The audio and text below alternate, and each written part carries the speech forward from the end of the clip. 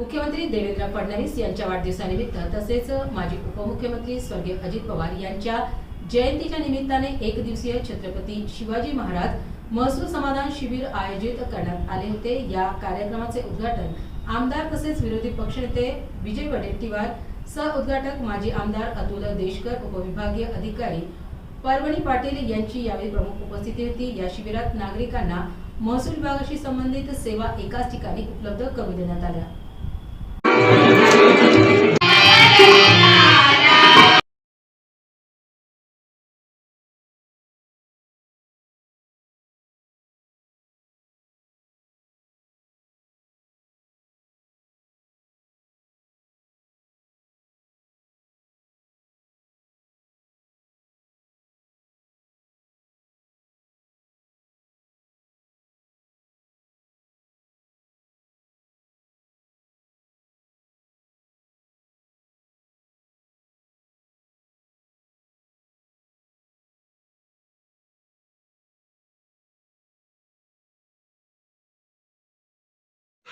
त्याचा एक भाग म्हणून अनुकरण केलं। अनेक लोकांना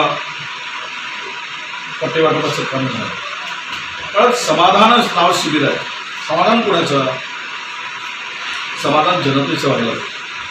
आणि अलीकडे प्रशासनामध्ये ज्या अपेक्षा वाढल्या पगारा व्यतिरिक्त, त्यामुळे सामान्य माणूस दरवाजात अधिकाऱ्याच्या जायला घाबरतो आणि हेलपाट्या मारून सुद्धा त्याची कामं होत नाही।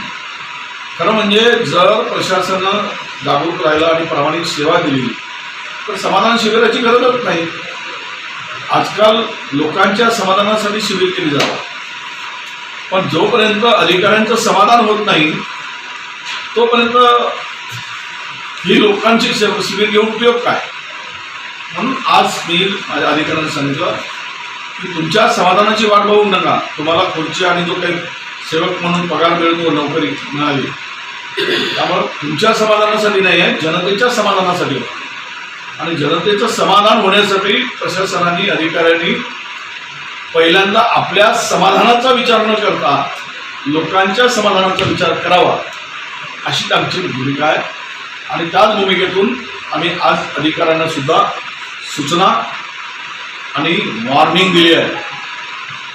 लोकांनी दरवाजात, जनता ज्यावेळेस दरवाजात येईल त्यावेळेस ते जाताना समाधानाने तुमच्या कार्यालयातून गेली पाहिजे, तर या शिबिराचा उपयोग होईल आणि हे शिबिर यशस्वी झाल्याचं म्हणता येईल।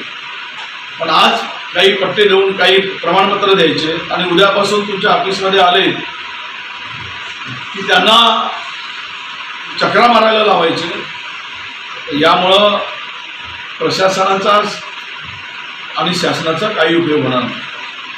योजना चांगल्या आहेत, पण राबवणारे जर योजना बरोबर राबवले नाही तर जनतेला त्याचा अजिबात लाभ होत नाही।